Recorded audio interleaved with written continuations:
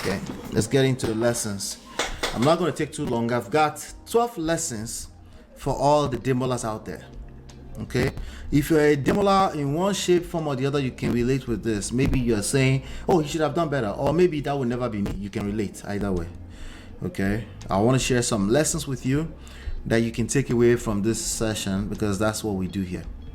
12 lessons for the Demolas. Okay, number one, effective communication skills. When you have effective communication skills, you can carry majority of the weight. Okay, if you don't think so, it's because you haven't learned anything about women and you haven't learned anything about romantic relationships. You're still at the mercy of another person's effective communication skills. As a man, you can't afford that. You need your effective communication skills to be on point. What that looks like is 80% active listening. Okay, listen, if you practice that, it's impossible. If a person feels heard around you, it's impossible that you won't be able to offer your own 2 cents every now and then be able to show up as a man that you are, as a king that you are. But if you want to do the 50-50 thing, you want to subscribe into the 50-50, no. It should be 50-50. You talk, me I talk. You talk, me I talk. You want to do that kind of game, please knock yourself out. It doesn't work. I'm letting you know up front so you don't say I didn't tell you. It doesn't work. It's 80% active listening, 10%, you kind of got confused, you made a mistake, you try to do the 50-50 about 10%, the 10%, other 10%, you actually say what's on your mind. If you have to say it more than 3 times, that form of communication is not working, right? It's just not working. Right? Why you repeat yourself? The more you repeat yourself, the more you lose credibility, the more you lose respect, the more she can't respect you. If she can't respect you, she can't be in love with you. If you put that together with all those kind of toxic arguments, you will see, oh, that's where I missed it. Number 2, emotional regulation. You cannot count on other people to help you regulate your own emotions. It doesn't work. Right? Now, emotional regulation and everything I'm going to share with you are easier said than done. You need to learn them. You need to practice them. You will fall on your face sometimes. It is what it is. This is just real life. You don't know any better. You don't know any better. You're practicing something new. So it's going to take practicing a few times, fall on your face. You stand back up and you keep moving, and don't beat yourself up when you do fall, right? But it's just this awareness will go a long way for you. Regulate your own emotions. You don't have the luxury of saying, she made me do it. You just don't. That's why I'm giving 2 different sets of lessons to the men and to the women. Most typical men, typical women, 2 different lessons, okay? 2 different lessons. But she needs to do the same thing. See, you still don't get it. You don't get it. You're still competing, right? If you're getting off your throne to come and compete, it's no wonder why you're struggling. Okay? You set the tone, she builds the home. That is a fact of life 100% of the time. If you subscribe to something else, you will suffer, and you deserve it. I'm letting you know right now, okay? Emotional regulation. You own that. You owe that to yourself. You're not doing that for her. You're doing it for your own good. It's going to be useful in your professional life as well, because people are mad. We're in everybody. So if you don't have this thing for yourself, you're going to struggle out there. Number 3, personal and self-accountability. But what about her? You're missing the point. This does not equal to it's her fault, it's your fault. This is not relevant to whose fault, who's to blame. This is not relevant to any of that stupid stuff. Okay, that belongs in the court. If you cross that red light, somebody's going to give you a ticket. You end up in the court. They will judge you.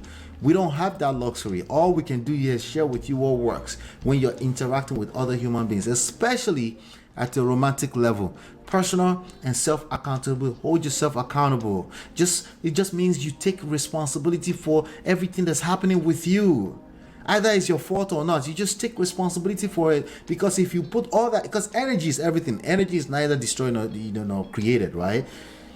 So you put all that energy into holding other people accountable, you're missing out big time. You're creating the worst case scenario. What you fear the most, you're attracting for the most part. So pay attention. Personal and self-accountability.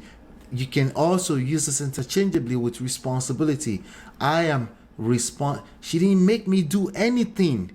She did not make me react. I reacted. Your reactions are your responsibility. Now, granted, easier said than done. That's why you have to practice it long enough until you get better and better and better. So how do we hold the other people accountable? Don't worry. Relax, okay? This is the way these things happen. Like, there's only so much energy. It circulates, it fits. There's an equilibrium that will be reached by default if you just focus on your own part. You just can't afford to put so much energy into holding other human beings accountable when you're missing out on your own side. You know, like, you move your own, was it peg or spec? Something like that, right? You get the gist. You need to stay focused on you 80% of the time. You can't afford to leave any type of openings. Okay? What does this have to do with Demola? Because Demola is like knucklehead, man. Jesus Christ. Do I need to spell this out? Let me see. Hold on. I'm gonna link it together. I'm gonna try to link them together for you, okay? Because these are for all the Demolas out there. You need to pay attention to what I'm trying to share with you. Please pay attention. Please, please, please, okay? Take responsibility for your own actions. That includes your reactions. Okay? If you do that, you will be way ahead of everybody, okay? Acknowledge your mistakes.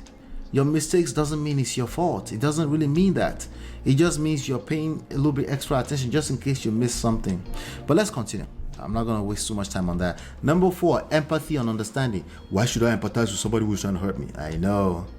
It's not for them. Okay? It's for you to see, it's an attempt to see a possible blind spot. You want to understand where they're coming from. Why is it that they're acting erratic? You need to engage some type of understanding where they're coming from with what they're saying right now, but even their whole life. Right? She tends to use certain colorful words and stuff like that. Be curious. Be interested in where is that coming from. I wonder. Right? That will give you enough time to be patient. Right? You engage something that's actually interesting. Right? And then if you have to say anything, you say, I actually don't appreciate when you say that to me. You say that once you leave it alone, you sow that seed, woman will multiply for you. Okay? Then she will. Right? But if you land that on her, and she's never heard you say that before. The only thing she's used to is like you just go back and forth and argue. Like, you say that I don't appreciate when you use that word. It's too colorful for me. It makes me feel like I don't matter, and you know you matter to me a lot. So I want to make sure that you understand. It makes me feel a certain type of. Go and sit down. You are sensitive. That is a bait. That is a shit test. And most of you will fail it, and you say, you know me, and then you go to like, no. Just say it once and leave it alone. Allow time. Allow God to do the magic for you. It works magic. It works 100% of the time. The only reason why it doesn't work for you is you haven't given it a chance. How much chance are we talking about? Like, you're doing it for you. How much chance would you give yourself? You're literally doing it for you. How much chance would you give yourself? No, Allah, but you're letting these people go. Maybe that's what I'm trying to say. Let them go. Maybe you should let go a little bit. Maybe that's what I'm trying to say. Okay? It just depends, case by case. But at the core of it, that's what you want to practice. Empathy. Be engaged in where are people coming from? Where are they? Like, it's an attempt. Because sometimes you can't relate to where they're coming from. But at least attempt it. Right? It gives you room to calm down. As opposed to acting like a maniac all over social media. Like a Demola. Number 5. Focus on strong foundations. Okay, but what about if we're already in it? You have so many more chances to rebuild a new foundation. You just have to crack it all the way to the bottom. Remember, empathy, understanding. Crack it all the way down to the bottom. Don't try to fix stuff from the limb. Don't try to fix the issue from the branches. Break it down. Take the time to break it down. Give yourself time, permission to rebuild new foundations if you need to. You probably don't need to do that more than twice in a lifetime. But many people don't even try. They thought what they had when they got married was a foundation. No, that wasn't a foundation. That was some fake stuff that's based off in love, affectionate, infatuated nonsense. You're going to have to rebuild a new foundation. You might have to do it twice or 3 times.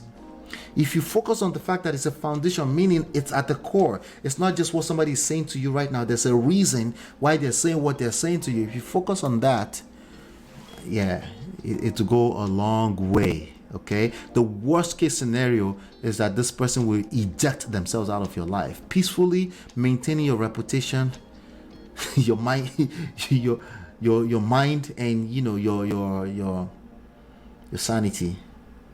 Yeah.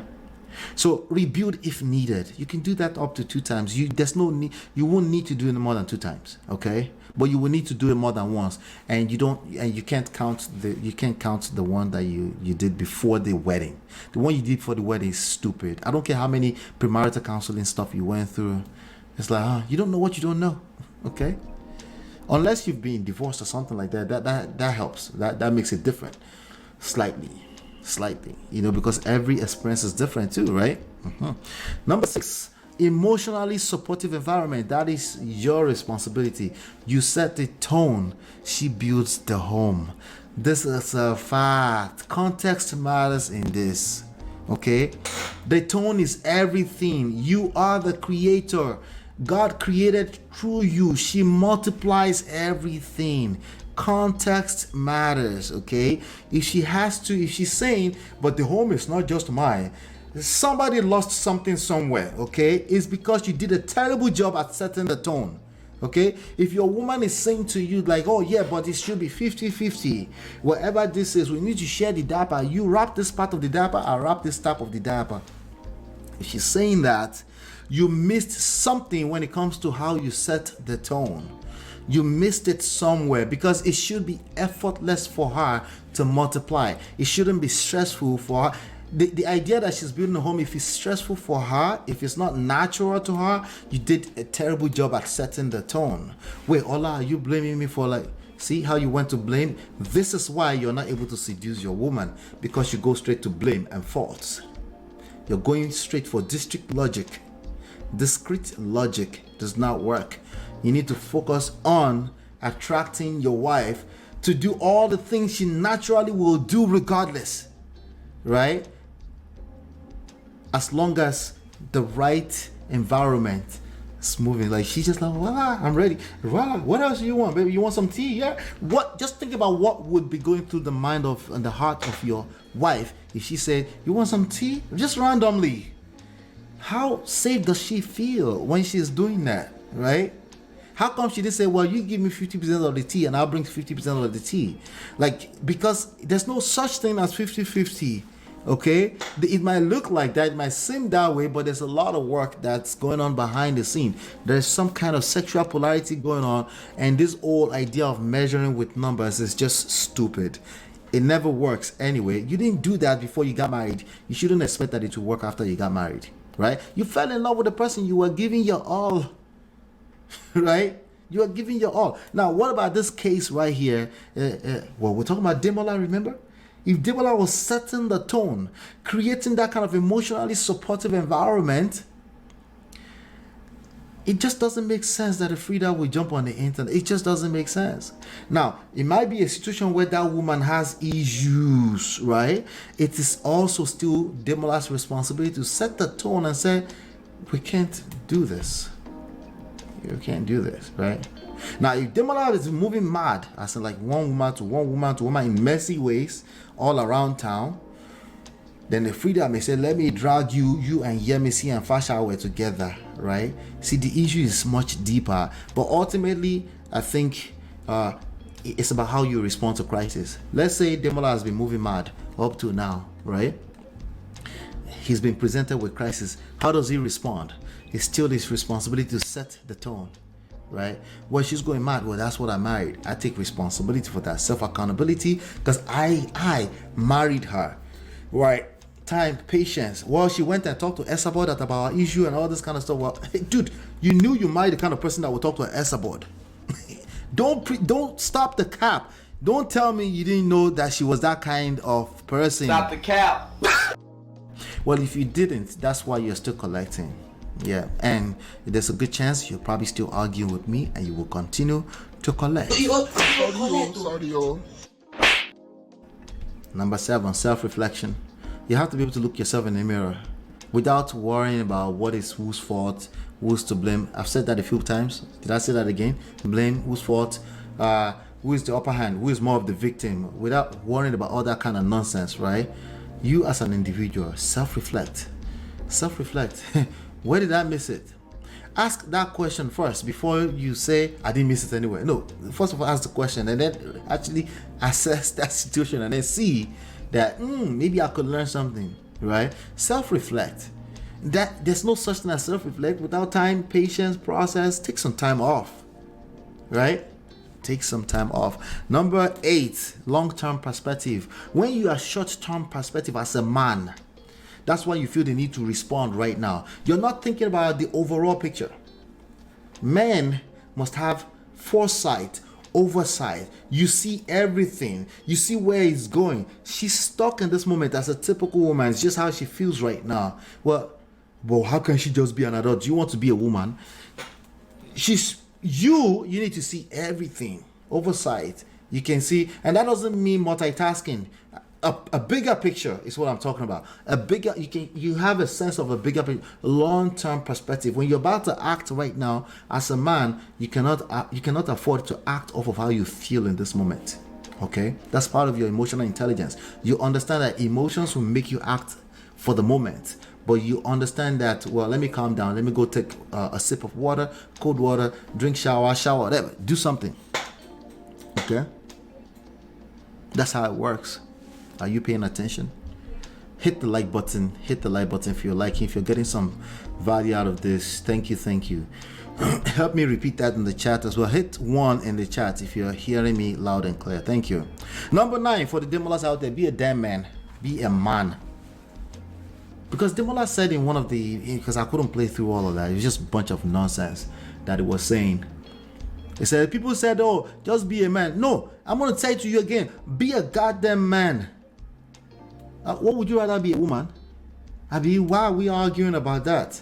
When women will tell you, men will tell you, just be a man, don't respond to all of that. You think you're wiser than them? Huh? You think say they're wise? You think say they're wise? Right?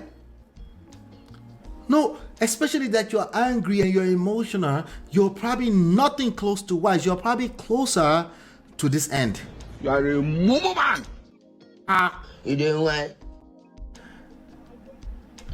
That's not common sense. No, it's not. When you're angry. But I'm just letting you know right now. Be a damn man. Be a man. Be a man. Yes. Be a man. I repeat, be a man. All right. Let's go on to the 10th lesson. Don't be so freaking ras. Listen, I'm the first to tell everybody I'm from the village. Well, not really, okay? But I was raised slightly in the village, small, born in Dallas, Texas, raised in Nakure, went to the village in Ogbese multiple times, multiple villages. I like the best of all these worlds, right? If you listen to my accent, it's discombobulated, all type of stupid stuff. I'm the first to tell anybody. I'm aware of that, right? Bros, now, come on now. Don't tell me that you do not know that you smell ras in your behavior a little bit. You jump on the internet, am I woe? So you go to the relax on the internet now, bros now. You don't have to speak English. That's not what I'm saying. There's something about your behavior. You yourself know that it's ras. And there's something about it. There's so many people that are bougie and stupid might consider ras just for how they carry it. But when you hear that brother speak, you just hear wisdom. So it's not necessarily the obvious stuff. It's the fact that if somebody see the way you behave, they can align it with this behavior and they say, oh, I knew it was that ras, brother. Why are you confirming to people that you are ras? I can't explain this more than this, but bros, don't be so freaking ras. That's just disturbing. Number 11, stop being a skin bleaching man. Please don't, gentlemen, stop it, okay? Oh, Jesus Christ. Am I giving women a pass to bleach their skin? Listen, social construct here. There's a lot going on with women when it comes to bleaching their skin. I don't excuse it either, okay? But it's like 10,000 times worse when I see a man bleaching. I don't know, it just doesn't, that's something like Jesus Christ. Like, oh my God, like stop. Bro, you can just use regular soap and make sure that if you are light skinned, that is just clean enough, okay? And if you're doodoo skin like me, that is It's chocolate, right? Chocolate drips, right? Like, don't be a skin bleaching man. Just like, it's probably too late. You've probably been bleaching for 30 years. If you try to go back right now, it just look green. But gentlemen, if you just started bleaching out there, it just, I can't get into it right now, but there's about 20 other reasons why you shouldn't do that, and how it reflects on your mental health, your emotional mental health, right? And there's a good chance that if you're a bleaching man, you will end up on the internet streets with other bleaching women and be harassing each other and embarrassing each other all over that place. So I had to add that, okay? Number 12 lesson: engage wise counsel. Everything I just said is easier said than done. There's nothing about marriage or anything that's worthwhile in life that means easy. There's no such thing that's worthwhile in life that's easy. Everything that's worthwhile in life is going to take work, okay? And oftentimes you need support. Engage wise counsel.